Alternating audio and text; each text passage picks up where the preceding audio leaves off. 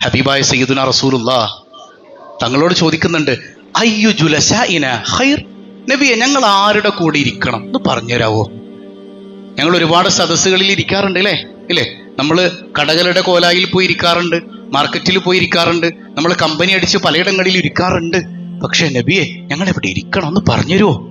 ഹബീബായ തങ്ങൾ പറയാൻ, മൻ ജക്കറകും ബില്ലാഹി റുയതു, നീ ആരുടെ കൂടെ ഇരിക്കണം എന്ന് വെച്ചാലേ അവരെ കണ്ട മാത്രയിൽ നിനക്ക് അല്ലാഹുവിനെ ഓർമ്മ വരണം. അവരുടെ കൂടെ മാത്രം ഇരുന്നാൽ മതി. സയ്യിദുനാ റസൂലുള്ളാഹ്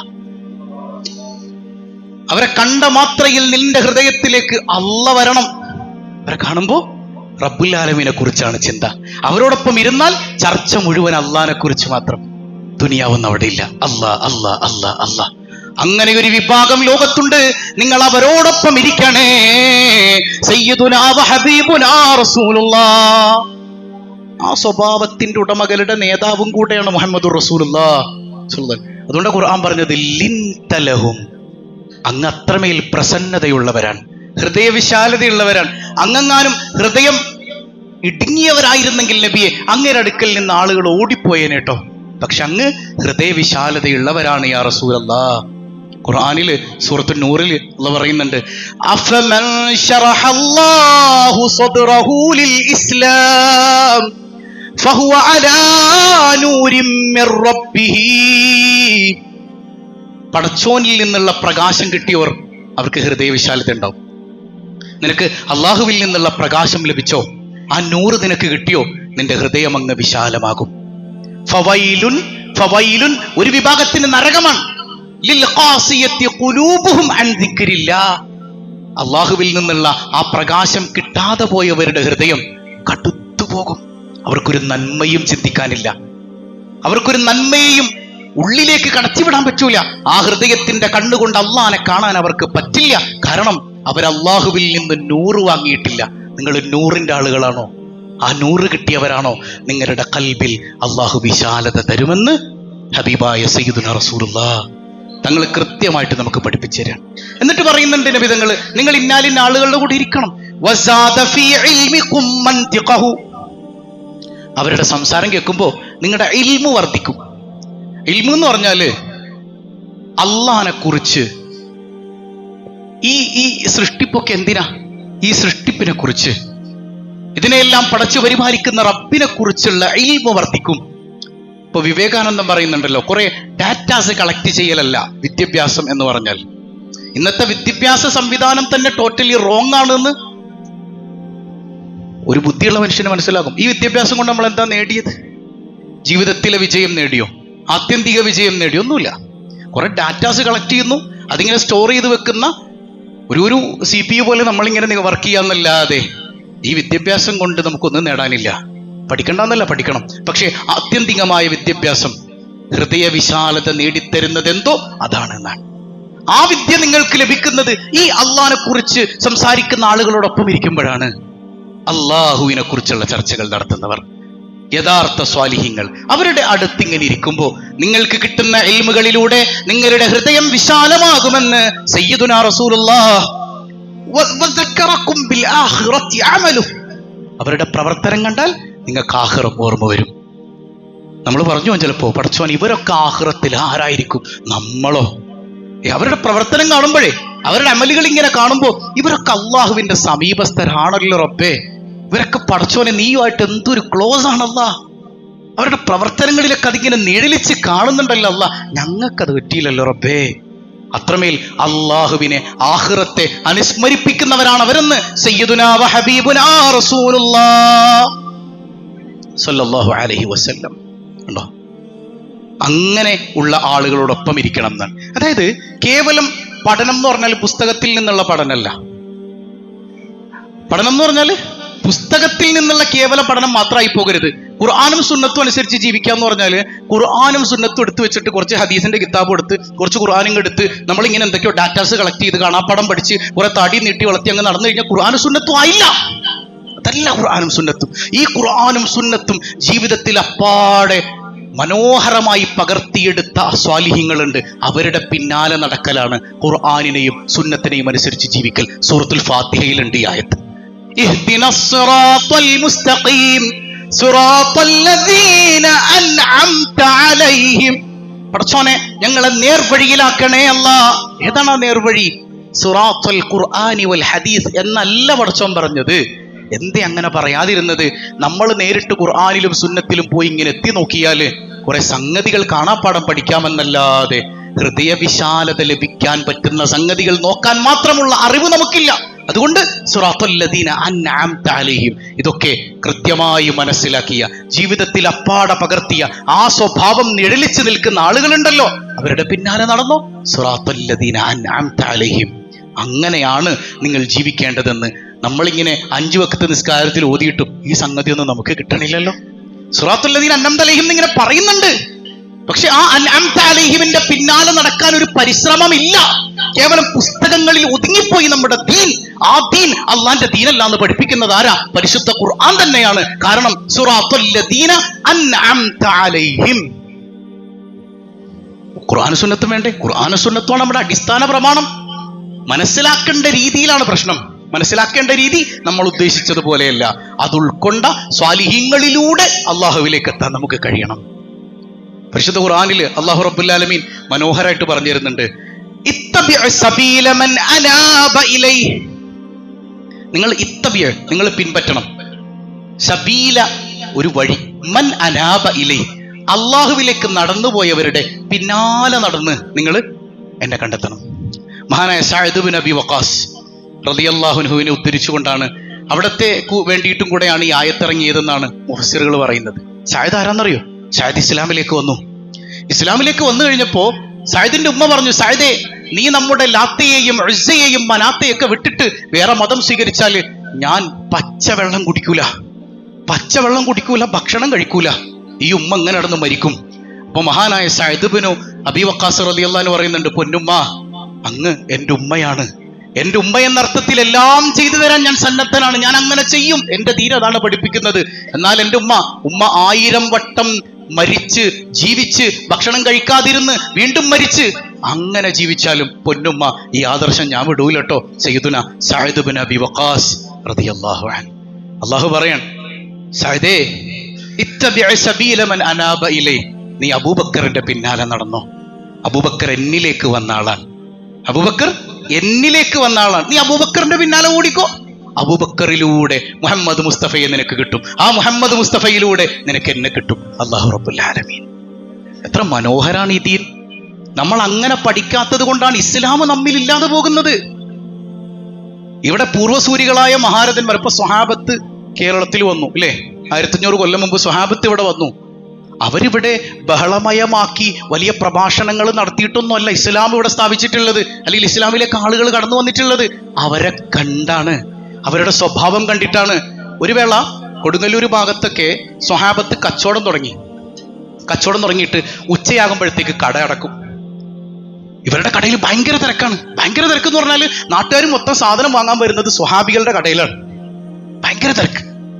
അപ്പൊ ഈ ആളുകൾ തിക്കും തിരക്കി നിൽക്കുന്നതിനിടയിൽ ഉച്ചയാകുമ്പോഴത്തേക്ക് ഇവർ കട അങ്ങ് അടച്ചു കളയും. അപ്പൊ ആളുകൾ ചോദിച്ചു, അല്ല, ഇത്ര തിരക്കുള്ള കട ഇത്ര പെട്ടെന്ന് അടക്കേണ്ടതുണ്ടോ? മുഴുവൻ കച്ചവടം ഞങ്ങൾക്ക് കിട്ടിയാൽ ബാക്കിയുള്ള കച്ചവടക്കാരെന്ത് ചെയ്യും? ബാക്കിയുള്ള സമയത്ത് അവര് കച്ചവടം ചെയ്യട്ടെ. അശ്ഹദു അല്ലാ ഇലാഹ ഇല്ലല്ലാഹ് വഅശ്ഹദു അന്ന മുഹമ്മദ റസൂലുള്ളാഹ്. ഇതെന്തു മതാണ്? ഇതാണ് മതം. അല്ലാതെ ബുക്കിൽ 33-ന്റെ 47, 47-ന്റെ 17, 17-ന്റെ 28, 28-ന്റെ 40 അള്ളാന്റെ ഇത് ഒരുത്ത നിന്ന് പ്രസംഗിക്കണം. എന്റെ പ്രസംഗം എല്ലാവർക്കും ഭയങ്കര ഇഷ്ടമാണ്. കാരണം ഞാനിങ്ങനെ ഖുർആനിന്റെ നമ്പർ പറയും, 40-ന്റെ 16, 16-ന്റെ 28. ഇതാരെ കൊണ്ടാണ് പോസിബിൾ അല്ലാത്തത്? ഇതിപ്പോ ഞാൻ ഇവിടെ നിന്ന് കാണാപ്പാടം പഠിച്ചിട്ട് വന്നിട്ട് മക്കളെ 48-ന്റെ 38 മറിച്ച് നോക്കുന്ന പറഞ്ഞു, ഇതൊക്കെ വലിയ കാര്യമാണോ? ഈ 48-ന്റെ 38-ലുള്ളത് ജീവിച്ച് കാണിക്കാനാണ് പണി. അത് ജീവിച്ച് കാണിക്കണമെങ്കിൽ അതപ്പാടെ ജീവിതത്തിൽ പകർത്തിയവരുടെ പിന്നാലെ ഒന്ന് നടന്നു നോക്കണം. അപ്പോഴേ അതിൽ ആസ്വാദനം ഉണ്ടാവുള്ളൂ. അല്ലെങ്കിൽ കേവലം ബാഹ്യമായ ചില കാട്ടിക്കൂട്ടലുകൾ മാത്രമായി ഒതുങ്ങിപ്പോകും. അള്ളാഹു നമുക്ക് ബോധം നൽകുമാറാകട്ടെ. അപ്പോ ഹബീബായ സയ്യിദുനാ റസൂലുള്ളാഹ് സ്വല്ലല്ലാഹു അലൈഹി വസല്ലമ തങ്ങൾ കൃത്യമായിട്ട് പഠിപ്പിച്ചിരുന്നുണ്ട് ഖുർആൻ ഓതിയിട്ട്, ഇത്തബിഉ സബീല മൻ അനാബ ഇലൈഹി, പടച്ചോനിലേക്ക് നടന്നവരുടെ പിന്നാലെ നടക്കാൻ പറ്റണം. ഇപ്പൊ ഇന്ന് നമ്മൾ ഓതുന്ന ഒരു സൂറത്താണ് ഏത്? സൂറത്തുൽ കഹ്ഫ് അല്ലേ? കഹ്ഫ് എന്ന് പറഞ്ഞ അർത്ഥം എന്താണ്? കഹ്ഫ് എന്ന് പറഞ്ഞ അർത്ഥം ഗുഹ. ആ പേരിന്റെ അർത്ഥത്തിൽ തന്നെ ഉണ്ട് ഇതൊരു നിഗൂഢമായ സൂറത്താണ്. പിന്നെ ഞങ്ങൾ കൗഫോദിയിട്ട് കുറെ അർത്ഥമൊക്കെ കിട്ടിയിട്ടുണ്ട്, ഒന്നും കിട്ടിയിട്ടില്ല. അത് നമുക്കത് കിട്ടിയിട്ടുള്ളൂ എന്ന് മനസ്സിലാക്കിയാൽ മതി. എന്നാൽ നിഗൂഢത, ഗുഹയുടെ ഉള്ളിൽ നിഗൂഢത ഇങ്ങനെ നിറഞ്ഞു നിൽക്കും. കഹ്ഫ് എന്ന് പറഞ്ഞാൽ ഒരുപാട് ആന്തരികമായ രഹസ്യങ്ങൾ നിറഞ്ഞു നിൽക്കുന്ന അത്ഭുതം നിറഞ്ഞ സൂറത്താണ് സൂറത്തുൽ കഹ്ഫ്. അതിന്റെ പ്രമേയം തന്നെ പിന്തുടരുക എന്നുള്ളതാണ്, പിന്നാലെ നടക്കുക എന്നുള്ളതാണ്. ബാഹ്യമായ പ്രമേയം, ആന്തരികമായ ഒരുപാട് ഇൽമുകൾ മറഞ്ഞു നിൽക്കുന്ന സൂറത്താണ് സൂറത്തുൽ കഹ്ഫ് എന്ന് പറയുന്നത്. ഒരുപാട് ഇൽമുകൾ. എന്നാൽ നമുക്ക് പ്രത്യക്ഷത്തിൽ ബുദ്ധി ഉണ്ടെങ്കിൽ മനസ്സിലാക്കാൻ പറ്റുന്ന ഒരു സംഗതിയാണ് സൂറത്തുൽ കഹ്ഫിന്റെ പ്രമേയം തന്നെ പിന്നാലെ നടക്കുക, പിന്നാലെ നടക്കുക. ആദ്യം തന്നെ അങ്ങനെ നടന്നു കാണിക്കുന്നത് ഒരു നായയാണ്. ഒരു നായ. ലോക ചരിത്രത്തിൽ ഇത്രമേൽ ആദരിക്കപ്പെട്ടൊരു ജീവി ഏതാണ്? നായ എന്ന് പറഞ്ഞാൽ വെറുക്കപ്പെടേണ്ട ജീവിയല്ല. നായ നിഷിദ്ധമാണെന്ന് മദ്രസയിൽ പഠിച്ചിട്ടുണ്ടെങ്കിൽ ആ പഠിച്ചത് നായയെ ഭക്ഷിക്കൽ നിഷിദ്ധമാണെന്നാണ്, അല്ലാതെ നായെ തൊടാൻ പാടില്ല. നായ നനവോടുകൂടെ തൊട്ടാൽ അത് നജസായത് കൊണ്ട് മാത്രം 7 തവണ കഴുകണം, അതിലൊന്ന് മണ്ണ് കലക്കിയ വെള്ളം കൊണ്ടാകണം. അതിനർത്ഥം നായയെ ആട്ടി ഓടിക്കണമെന്നോ അല്ല. ഇസ്ലാം നായക്കെതിരായ മതവുമല്ല. തെറ്റിദ്ധാരണയാണത്. നമ്മൾ പഠിച്ചെടുത്ത് വന്ന മിസ്റ്റേക്കോ അല്ലെങ്കിൽ 3ാം ക്ലാസ്സിൽ മദ്രസ നിർത്തിപ്പോയതിന്റെ പ്രശ്നമാണത്. അല്ല ഉസ്താദേ, കൃത്യമായിട്ട് പിള്ളേർക്ക് നമ്മൾ പഠിപ്പിച്ചു കൊടുക്കുന്ന വിഷയമാണ്. നായ എന്ന് പറഞ്ഞ വെറുക്കപ്പെടേണ്ട ജീവിയൊന്നുമല്ല. അള്ളാഹുവിന്റെ സ്വാലിഹീങ്ങൾ അത്രമേൽ പരിപാലിച്ച, രോഗിയായി കിടന്ന നായക്ക് പരിപാലനം നൽകിയ മഹാനാണ് സയ്യിദി അഹമ്മദ് അൽ കബീർ റിഫായി റളിയല്ലാഹു. റോട്ടിലൂടെ ഇറങ്ങി നടക്കും. കുഷ്ഠരോഗം ബാധിച്ച് കിടക്കുന്ന നായ. സാധാരണ നായയെ കണ്ടാൽ പോലും ആട്ടി ഓടിക്കുന്ന ഒരു മനുഷ്യന് ഇത് എത്രത്തോളം അക്സെപ്റ്റ് ചെയ്യാൻ പറ്റുമെന്ന് എനിക്കറിയില്ല. റിഫായി ശിഹർ റളിയല്ലാഹു അൻഹു ഇറങ്ങി നടന്നിട്ട് കുഷ്ഠരോഗം ബാധിച്ച നായയെ സ്വന്തം കൈകൊണ്ട് പരിപാലിക്കുമായിരുന്നു. നനവുകൊണ്ട് നജസായിട്ടുണ്ടെങ്കിൽ 7 തവണ കഴുകി കളഞ്ഞാൽ പോരെ. വെറുക്കപ്പെടേണ്ട സംഗതിയാണോ? അതല്ലല്ലോ. അള്ളാന്റെ ഒരു പടപ്പിനെ വെറുക്കേണ്ടതില്ല. അള്ളാഹ്ക്ക് വേണ്ടിയല്ലാതെ. അള്ളാഹ്ക്ക് വേണ്ടിയാണ് സ്നേഹവും ഇഷ്ടമല്ല. എല്ലാം ഹൽക്കുള്ള, അവിടെ അള്ളാഹുവിന്റെ സൃഷ്ടിയാണ്. ആ അള്ളാന്റെ സൃഷ്ടിയോടുള്ള സ്നേഹവും അള്ളാഹ്ക്ക് വേണ്ടി, ആ സൃഷ്ടിയോട് വെറുപ്പ് തോന്നേണ്ടതും അള്ളാഹ്ക്ക് വേണ്ടി. എല്ലാം അള്ളാഹ്ക്ക് വേണ്ടിയാണ്. വ്യക്തിപരമായി ഒന്നുമില്ല ഇവിടെ. വ്യക്തിപരമായിട്ടൊരു സംഗതി ഇല്ല. അതുകൊണ്ട് തന്നെ സൂറത്തുൽ കഹ്ഫിന്റെ ആ പ്രമേയം തന്നെ എത്ര മനോഹരാണ്. ആ ചെറുപ്പക്കാരായ ഒരു സംഘം, അവരുടെ പിന്നാലെ നടന്നു നീങ്ങുന്ന ഒരു നായ, ഖിത്മീർ എന്ന നായ. ആ നായയെ പട്ടാളക്കാർ അയച്ചതാണ്, ഇന്റലിജൻസിന്റെ നായാണെന്ന് കരുതിയിട്ട് ഇവരിങ്ങനെ ആട്ടി ഓടിക്കുന്നുണ്ട്. ഇമാം ഖുർത്തുബി റഹിമഹുല്ല തഫ്സീറിൽ രേഖപ്പെടുത്തുന്നത് കാണാം. ആ നായ മുട്ടുകുത്തി നിന്നിട്ട് കൈകൂപ്പിയതുപോലെ അവരോട് പറയാൻ, ലാ തത്റുദിനി ഇന്നി ഉഹിബ്ബു അഹിബ്ബ അല്ലാഹ്. എന്നെ ഓടിക്കല്ലേ, ഞാൻ അള്ളാഹുവിനെ സ്നേഹിച്ച ആ മഹാന്മാരുടെ പിന്നാലെ നടക്കാൻ ഇഷ്ടപ്പെടുന്നോനാ, എന്നെ ഓടിക്കല്ലേ. ആ നായ, ഖുർആൻ പറയുന്നുണ്ട് നബിയെ, ആ നായയുടെ ശൗര്യമെങ്ങാനും അങ്ങ് കണ്ടിരുന്നുവെങ്കിൽ, ആ നായയുടെ ഇരുത്തമെങ്ങാനും അങ്ങ് കണ്ടിരുന്നുവെങ്കിൽ ഭയന്നോടിപ്പോകുമായിരുന്നു. അത്രമേൽ വലിയ ശൗര്യത്തോടെ ഗുഹാമുഖത്ത് അള്ളാഹുവിന്റെ സ്വാലിഹീങ്ങൾക്ക് കാവലിരുന്നൊരു നായയെ പ്രതിപാദിക്കുന്നുണ്ട് പരിശുദ്ധ ഖുർആൻ. അപ്പൊ പിന്തുടരലാണ് സൂറത്തുൽ കഹ്ഫിന്റെ പ്രമേയം.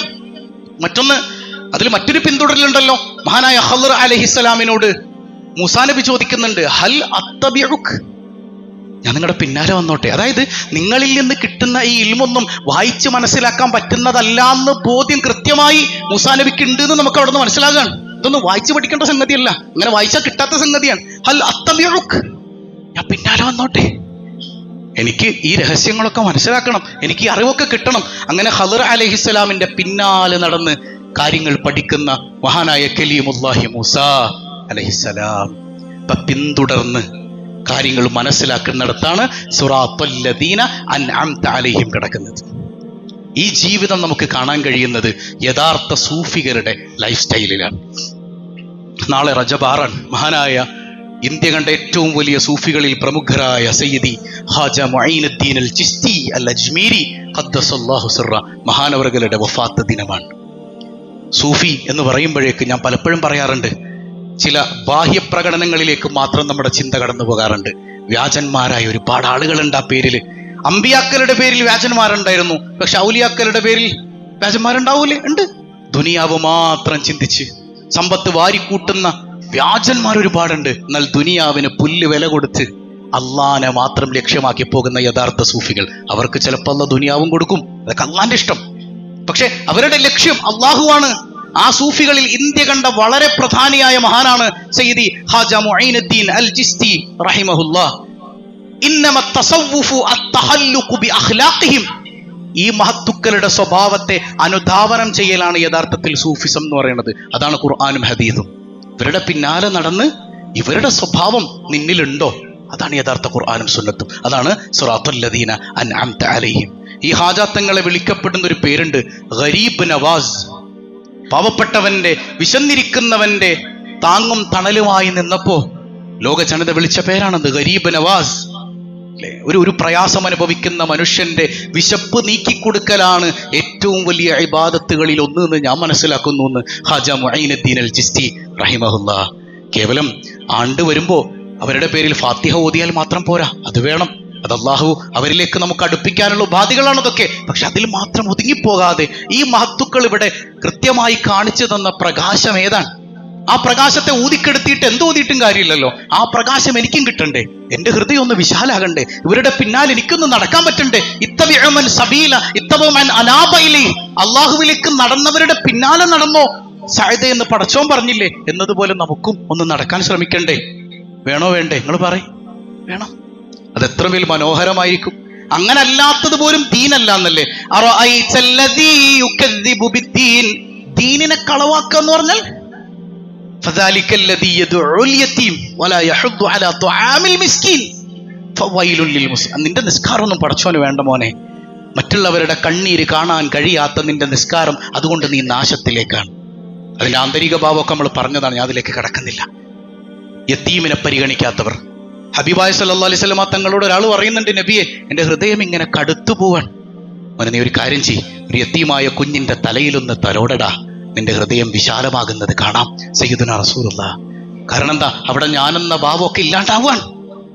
അവിടെ എല്ലാം എല്ലാ അഹങ്കാരങ്ങളും പൊളിഞ്ഞു പോവാണ്. കൽബിനകത്തെ വിഗ്രഹങ്ങളൊക്കെ തകർന്നടിയാണ്. പാവപ്പെട്ടവരെ പരിഗണിക്കാത്തവൻ, അവന്റെ നിസ്കാരം അല്ലാഹ്ക്ക് വേണ്ട. അപ്പൊ അങ്ങനെയുള്ളൊരു ദീനാണ് നമ്മൾ ഈ കൊണ്ടു നടക്കുന്നത്. ബാഹ്യമായ കുറെ സംഗതികൾ കാണിച്ചു കൂട്ടിയാൽ ദീനായി എന്നുള്ള തെറ്റിദ്ധാരണയാണ്. ഈ കാര്യങ്ങളൊക്കെ ഉണ്ടായിരിക്കെ, ഈ പിന്തുടരൽ ഉണ്ടായിരിക്കെയുള്ള നിസ്കാരത്തിന്റെ ആനന്ദം നമുക്കൊന്ന് തിരിച്ചറിയണ്ടേ? അള്ളാഹു തൗഫീക്ക് നൽകി അനുഗ്രഹിക്കുമാറാകട്ടെ. ഹബീബായ സല്ലല്ലാഹു അലൈഹി വസല്ലമ തങ്ങളോട് ചോദിക്കുന്നുണ്ട്, അള്ളാഹ്ക്ക് ഏറ്റവും ഇഷ്ടമുള്ളത് ആരെയാ നബിയെ? അൻഫഉലിൻ നാസ്. ജനങ്ങൾക്ക് ഉപകാരമുള്ളവർ. ജനങ്ങൾക്ക് ഉപകാരമുള്ളവർ, പാവപ്പെട്ടവനെ സഹായിക്കുന്നവൻ. അതായത് എൻ്റെ രാഷ്ട്രീയത്തിന് വേണ്ടി അല്ലെങ്കിൽ എൻ്റെ നേതാക്കൾക്ക് വേണ്ടി പല പരിപാടികളും ചെയ്യുന്ന ആളുകളുണ്ട്. അല്ലെങ്കിൽ എൻ്റെ സ്ഥാനം ജനങ്ങൾക്കിടയിൽ വലുതാകണം, എനിക്ക് സ്ഥാനം കിട്ടണം, അങ്ങനെയൊക്കെ ജനങ്ങളെ സഹായിക്കുന്ന ഒരുപാട് ആളുകളുണ്ട്. അവരെ കുറിച്ചല്ല, എല്ലാം അള്ളാഹ്ക്ക് വേണ്ടി. അള്ളാഹ്ക്ക് വേണ്ടി ജനങ്ങളെ സഹായിക്കുന്നവർ. ഒരാൾക്ക് പ്രയാസം ഉണ്ടാകുമ്പോൾ അള്ളാഹ്ക്ക് വേണ്ടി ഓടിച്ചെല്ലുന്നവർ. ഒരാൾക്ക് ബുദ്ധിമുട്ടുണ്ടാകുമ്പോൾ അള്ളാഹ്ക്ക് വേണ്ടി ഓടിച്ചെല്ലുന്നവർ. അള്ളാഹ്ക്ക് വേണ്ടി, അതാണ് മെയിൻ. എല്ലാം അള്ളാഹ്ക്ക് വേണ്ടി, എനിക്ക് വേണ്ടി, അല്ലെങ്കിൽ എൻ്റെ നാടിന്, എൻ്റെ കൂട്ടുകാർക്ക് വേണ്ടി, അല്ലെങ്കിൽ എൻ്റെ വീട്ടുകാർക്ക് വേണ്ടി, അല്ലെങ്കിൽ ഞാൻ പ്രവർത്തിക്കുന്ന പ്രസ്ഥാനത്തിന് വേണ്ടി, എന്നല്ല, എല്ലാം അള്ളാഹ്ക്ക് വേണ്ടി. അപ്പൊ അതൊക്കെ ഇതിന്റെ ഭാഗമായിട്ട് വരണം. പക്ഷെ ആത്യന്തികമായി നമ്മുടെ മനസ്സിലുണ്ടാകേണ്ട നിയ്യത്ത് അള്ളാഹ്ക്ക് വേണ്ടി. അതാണ് ഏറ്റവും അള്ളാഹുവിന് ഇഷ്ടമുള്ള പ്രവർത്തനം എന്ന് സയ്യിദുനാ വഹബീബുനാ റസൂലുള്ളാഹി സ്വല്ലല്ലാഹു അലൈഹി വസല്ലം. അതായത് സൂഫികള് മനുഷ്യനിലെ തിന്മകൾ കണ്ടിട്ട് വേദനിച്ചു അവരുടെ കൽബ്. പക്ഷെ ആ മനുഷ്യന്മാരെ വെറുത്തില്ല. മനസ്സിലായോ? മനുഷ്യനിലെ തിന്മകൾ കണ്ടിട്ട് അവരുടെ മനസ്സ് വിങ്ങിയിട്ടുണ്ട്. പക്ഷേ ആ തിന്മ ചെയ്ത മനുഷ്യനെ അവർ വെറുത്തിട്ടില്ല. അല്ലേ? അങ്ങനെ ആയിരുന്നു എന്നാണ് ഹബീബായ സയ്യിദുനാ റസൂലുള്ളാഹി. ഇപ്പൊ നമ്മുടെ സ്വഭാവം എങ്ങനെയാണ്? ഒരു മനുഷ്യൻ ഒരു തെറ്റ് ചെയ്താൽ പിന്നെ അത് ക്രൂരമായി നമ്മൾ നോക്കും, പിന്നെ അവൻ അങ്ങോട്ട് വെറുക്കും. ഇതൊന്നും അള്ളാഹ്ക്ക് വേണ്ടിയല്ല, നമുക്ക് തെറ്റങ്ങോട്ട് പറ്റിയില്ല, നമ്മളങ്ങോട്ട് വെറുക്കുകയാണ്. മഹാനായ മഅറൂഫുൽ ഖർഖി റളിയല്ലാഹു അൻഹു വലിയ സൂഫിയല്ലേ. ടൈഗ്രീസിന്റെ തീരത്ത് അവിടെ നിന്ന് ഇങ്ങനെ നിൽക്കുമ്പോൾ കുറച്ച് ചെറുപ്പക്കാർ കള്ളു കുടിച്ചിട്ട് ബോട്ടിൽ ഇങ്ങനെ പോവാണ്, ആർത്തട്ടഹസിച്ച് പോവാൻ. ഇപ്പൊ മഗ്‌രിബിന്റെ സമയമായിട്ടുണ്ട്. കുറെ ആളുകൾ പറഞ്ഞു, ശിഹവർകളെ, ഇവന്മാരൊക്കെ നശിഞ്ഞു പോകാനൊന്ന് ദ്വാരക്കണം, ശപിച്ചുകൊണ്ടൊന്ന് ദ്വാരക്കണം. നമുക്ക് കണ്ടാലും ദേഷ്യം വരൂലേ? മഗ്‌രിബിന്റെ നേരത്തെ ഇവന്മാര് കള്ളു കുടിച്ച് കൂത്താടാണ് മുസ്ലിം കുട്ടികള്. ശപിക്കണം, അങ്ങ് അവന്മാർക്ക് എതിരങ്ങ് ദ്വാരക്കണം. മഅറൂഫുൽ ഖർഖി തങ്ങൾ പറയുമ്പോ നമുക്ക് ദ്വാരക്കാം. അവിടുന്ന് ദ്വാരക്കണം, അല്ലാഹുമ്മ കമാ ഫർറഹ്തഹും ഫിദ്ദുനിയ ഫഫർരിഹുഹും ഫിൽ ആഖിറ. പടച്ചോനെ, ഈ ദുനിയാവിൽ അവർക്ക് സന്തോഷിക്കാൻ നീ സൗഭാഗ്യം കൊടുത്തതുപോലെ ആഖിറത്തിലും സന്തോഷിക്കാനുള്ള സൗഭാഗ്യം കൊടുക്കണേ. എന്തു ദ്വായത്! ഈ ദുനിയാവിൽ അവർക്ക് സന്തോഷിക്കാൻ അവസരം കൊടുത്തില്ല അല്ലാഹ്, അതുപോലെ ആഖിറത്തിലും സന്തോഷിക്കാൻ അവസരം കൊടുക്കണേന്ന് പറഞ്ഞതിന്റെ അർത്ഥം എന്താ? അവരെ നന്നാക്കണേന്ന്. ശപിക്കാൻ എളുപ്പമല്ലേ? ഇങ്ങനെ ദുആ ചെയ്യുന്നവർ ഹൃദയം അത്രമേൽ വിശാലതയുള്ളവരായിരുന്നു സൂഫികൾ. കാരണം എന്താ?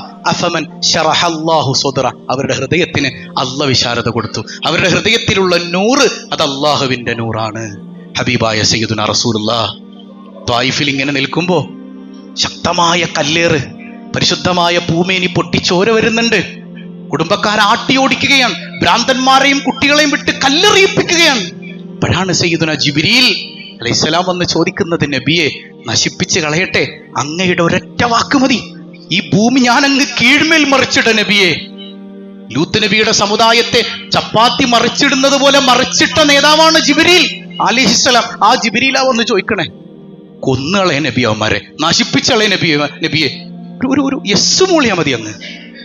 ഇല്ല ജിബ്രീലേ, വേണ്ട വേണ്ട, ഞാൻ അതിനല്ലല്ലോ ഇവിടെ വന്നത്, ജിബ്രീൽ ഇവിടെ വന്നത്. ഒരാളെങ്കിലും നന്നായാലോ, അതാണ് എനിക്ക് ഏറ്റവും ഇഷ്ടം. സയ്യിദുന വഹബീബുന റസൂലുള്ളാഹ്. ഇങ്ങനൊരു നേതാവിന്റെ അനുയായിയാണെന്ന് ഉദ്ഘോഷിച്ച് വലിയ പ്രഭാഷണം നടന്നിട്ട് കാര്യമില്ല. ഈ സ്വഭാവം നമ്മിൽ ഉണ്ടാകണ്ടേ? ഈ സ്വഭാവം എന്നിലും നിങ്ങളിലും ഒക്കെ വേണ്ടേ? നമ്മൾ നോക്കുന്നത് മറ്റുള്ളവരുടെ ദോഷങ്ങളിലേക്കാണ്, അവരുടെ കുറ്റങ്ങളിലേക്ക്, അവരുടെ കുറവുകളിലേക്ക് മാത്രം. എന്നിലേക്ക് ഞാൻ എപ്പോ നോക്കിയിട്ടുണ്ട്? എന്നിലേക്ക് നോക്കണമെന്ന് പഠിപ്പിക്കുന്നവരാണ് തസ്കിയത്ത് നൽകുന്ന അള്ളാഹുവിന്റെ സ്വാലിഹീങ്ങൾ. അവരൊക്കെയാണ് മശായിഖന്മാരായ ആളുകൾ. അവരുടെ പിന്നാലെ നടക്കുമ്പോഴാണ് ഈ ആനന്ദമൊക്കെ നമുക്ക് ആസ്വദിക്കാൻ കഴിയുക എന്നുള്ളതാണ്. സൂഫി എന്ന് പറഞ്ഞാൽ എല്ലാവർക്കും വേണ്ടി ജീവിച്ചവനാണ്. അതായത് ഇന്ത്യ കണ്ട ഏറ്റവും വലിയ സൂഫികളിൽ അത്രമേൽ പ്രഗത്ഭനാണ് ഖാജ മുഈനുദ്ദീൻ ചിസ്തി റളിയല്ലാഹു അൻഹു. അവിടുത്തെ ശിഷ്യന്മാരും അങ്ങനെ തന്നെ. ബാബ ഫരീദിന്റെ 100-ലധികം അവിടുത്തെ ആ മൊഴിമുത്തുകൾ സിഖുകാരുടെ പ്രധാന ഗ്രന്ഥമായ ഗുരുഗ്രന്ഥ സാഹിബിൽ രേഖപ്പെടുത്തിയിട്ടുണ്ട്. 100-ലധികം, 180ഓളം ബാബ ഫരീദ് റഹിമഹുല്ലയുടെ മൊഴിമുത്തുകൾ എവിടെയുണ്ട്? ഗുരുഗ്രന്ഥ സാഹിബിൽ വായിച്ചെടുക്കാൻ പറ്റും. അത്രമേൽ എല്ലാവരെയും ചേർത്ത് പിടിച്ചവരാണ് സൂഫികൾ. അതുകൊണ്ടാണ് ഹിന്ദു മെ നൗവേ ലാഖ് കോ കൽമാ പഠവായ മേരെ ഖാജ, ഹിന്ദു മെ നൗവേ ലാഖ് കോ കൽമാ പഠവായ. ഇന്ത്യയിൽ 90 ലക്ഷം ആളുകൾ ഖാജയിലൂടെ ഇസ്ലാം സ്വീകരിച്ചു എന്ന് പറഞ്ഞത് ഈ സ്വഭാവം കൊണ്ടാണ്. 90 ലക്ഷം ആളുകൾ ഒരു മനുഷ്യനിലൂടെ ഇസ്ലാം സ്വീകരിക്കണമെങ്കിൽ അത് വെറുതെ പ്രഭാഷണം നടത്തിയിട്ടാണ് നിങ്ങൾ തെറ്റിദ്ധരിച്ചിട്ടുണ്ടോ? അല്ലല്ലോ. അവരിലൂടെ, അവരെ കണ്ട്, അവരുടെ ശിഷ്യന്മാരുടെ സ്വഭാവം കണ്ട്, അവരിലൂടെ യഥാർത്ഥ ഖുർആനും സുന്നത്തും കണ്ട് ഇസ്ലാമിലേക്ക് വന്ന ആളുകൾ. എത്രമേൽ അത്ഭുതകരമായിരുന്നു അവരുടെയൊക്കെ ജീവിതം. ഏറ്റവും വലിയ അത്ഭുതം എന്ന് പറഞ്ഞാൽ അത് തന്നെയല്ലേ. ആ ജീവിതം ഇസ്ലാമികമായി ജീവിക്കാൻ ഒരാൾക്ക് കഴിയുന്നുണ്ടെങ്കിൽ അതാണ് അവന്റെ ഏറ്റവും വലിയ കറാമത്ത് എന്ന് പറയുന്നത്. അത് തന്നെയാണ് ഏറ്റവും വലിയ കറാമത്ത്. അതിൽ വലിയ പ്രഗത്ഭരായിരുന്നു സയ്യിദി ഖാജ മുഈനുദ്ദീൻ ചിസ്തി റളിയല്ലാഹു. ഇന്നും ഇന്ത്യയുടെ സുൽത്താൻ അല്ലേ ഖാജയാണ്. ദില്ലി രാജസ്ഥാൻ തുമാരായ ഖാജ, സാരാ ഹിന്ദുസ്ഥാൻ തുമാരായ ഖാജ. ഇന്നും ഇന്ത്യയുടെ സുൽത്താൻ ഖാജ മുഈനുദ്ദീൻ അൽ ചിസ്തി റളിയല്ലാഹു അൻഹു ആണ്. അക്ബർ ചെരുപ്പിടാതെ നടന്ന് അതപോടെ പോയി നിന്നത് ആ മഖാമിലാണ്. ഔറംഗസീബ് റഹിമഹുല്ലാഹ്, ആ ഔറംഗസീബ് ചെരുപ്പിടാതെ, കാലിൽ ചെരുപ്പ് പോലും ധരിക്കാതെ അതപോടുകൂടെ നടന്നു ചെന്ന് നിന്നത് ഖാജയുടെ ദർബാറിലാണ്. ഔറംഗസേബിന്റെ വീരേതിഹാസമായ കഥകളൊക്കെ നമ്മളിങ്ങനെ പറയുമ്പോഴും ആ ഔറംഗസേബിന്റെ ആദർശം എന്തായിരുന്നു എന്ന് പഠിക്കാൻ നമ്മൾ സമയം കണ്ടെത്തിയിട്ടുണ്ടോ? അവിടുന്ന് സബീലമൻ അനാബയിലെ അള്ളാഹുവിലേക്ക് നടന്നവരുടെ പിന്നാലെ നടന്നവരായിരുന്നു ഔറംഗസീബ് റഹിമഹുല്ലാഹ്. സിറാത്തുല്ലദീന അൻഅംത അലൈഹിം തിരിച്ചറിഞ്ഞവരായിരുന്നു ഔറംഗസീബ് റഹിമഹുല്ലാഹ്. ഇന്നും ഏത് പ്രധാനമന്ത്രിയും ഏത് കൊടികുത്തിയ ഫാസിസ്റ്റും ഖാജയുടെ കാൽക്കൽ പോയി നിന്ന ചരിത്രമേ ഉള്ളൂ. അള്ളാന്റെ കൂടെ നിന്നാൽ എല്ലാവരും അവരെ പേടിക്കുമെന്ന് പഠിപ്പിച്ചു താരാ സയ്യിദുന വഹബീബുന റസൂലുള്ളാഹി സ്വല്ലല്ലാഹു അലൈഹി വസല്ലം. മഹത്തുക്കളുടെ ജീവിതം പഠിക്കണം. പ്രത്യേകിച്ച് റജബ് 6 വരുമ്പോ, ഈ സമയം വരുമ്പോ ഹാജയെ കുറിച്ച് ചർച്ചകൾ നടത്തണം. അവിടുത്തെ ജീവിതം പഠിക്കണം. അവിടുന്ന് എങ്ങനെയാണ് ഗരീബ് നവാസ് ആയതെന്ന് പഠിക്കണം. അവിടുന്ന് ആസ്വദിച്ച ആ ജീവിതത്തിന്റെ തലങ്ങളെ കുറിച്ച് പഠിച്ച്, പടച്ചോനെ അവരുടെ പിന്നാലെ നടക്കാൻ ഞങ്ങൾക്കൊരു സൗഭാഗ്യം തരണേ എന്നുള്ള ആ നല്ല ബോധ്യത്തിൽ അതിനുള്ള പരിശ്രമം നമ്മുടെ ഭാഗത്തുണ്ടാകണം. തൊലബുണ്ടാകണം, തേട്ടമുണ്ടാകണം. പരിശ്രമമില്ലാതെ ഒന്നും കിട്ടൂല. മൻ ജദ്ദ വജദ, നമ്മളത് വെച്ചു കൊടുക്കണത് ഈ ദുനിയാവിലെ പണിയെടുക്കലിന് മാത്രമാണ് അല്ലേ. എടാ, കഷ്ടപ്പെട്ട് പണിയെടുത്തോ, മൻ ജദ്ദ വജദ എന്നുള്ള പറഞ്ഞിട്ടുണ്ട്. ദുനിയാവിലെ പണിയൊക്കെ കഴിഞ്ഞിട്ട് വേറൊരു പണിക്ക് നമ്മൾ പോകുന്നുണ്ട്, അവിടെ സമാധാനം കിട്ടണ്ടേ? ഈ ദുനിയാവിലും സമാധാനം കിട്ടണ്ടേ? മൻ ജദ്ദ വജദ, എന്നെ കിട്ടാൻ പണിയെടുത്തോ, അല്ലാതെ എത്തിച്ചു തരും. ഈ മഹാന്മാരുടെയൊക്കെ പിന്നാലെ നടക്കാൻ, അള്ളാഹുവിലേക്ക് നടന്നു ചെല്ലാൻ, അവനെ തിരിച്ചറിയാൻ റബ്ബുൽ ആലമീൻ നമുക്ക് തൗഫീഖ് നൽകി അനുഗ്രഹിക്കുമാറാകട്ടെ.